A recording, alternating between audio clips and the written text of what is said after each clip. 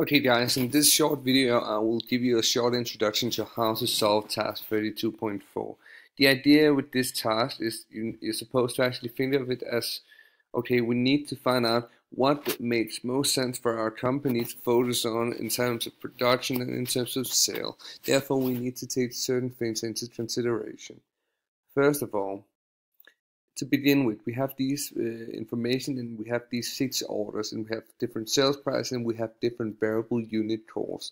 Remember, variable unit cost, that's the cost it costs for us to actually have in variable cost before we can pay our fixed costs. Then afterwards we have use of working time. So first off, we have the products aligned here. Then we have the sales price, then the max units. The max unit wasn't represented here, but since we don't get any information on it, we assume that we only sell 1 unit per unit.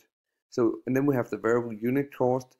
The contribution margin per unit is calculated by taking the sales price and subtracting the variable unit cost.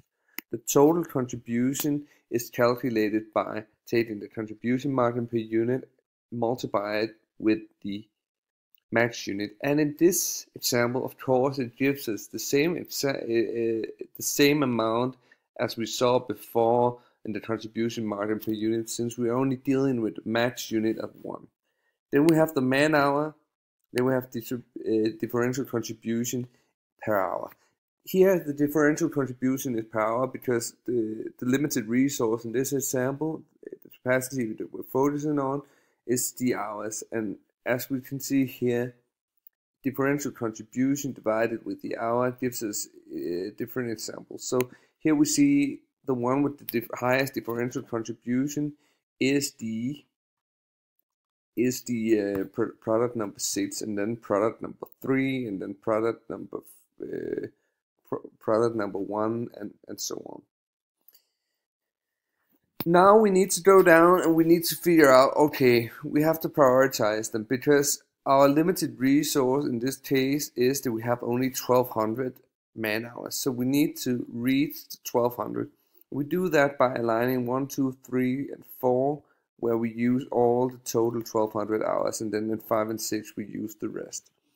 We then can see that these 4 products we are able to actually conclude with, and then we align the differential contribution. Again, the total hours needed here, extra hours needed here, aligned, adding it to the total hours. Again, extra hours added to the total hours. Again, extra hours added to the total hours, and here we reach the limit of 1200. So we have the 2 remainers, which we're not able to focus on at the moment because we only have 1200 hours. So the next part of this is that, okay, we need to look at an offer we have had. We have an offer of an overtime fee of 150 kroner per hour. In this example, it actually helps us to get an understanding of, okay, would it make sense to focus on priority 5 and priority 6, or just one of them? Here you need to be smart, but here because you need to focus on the differential contribution, because the differential contribution would allow us to actually focus on priority number 5, and this is the case because 200 is higher and larger than the sum of 150.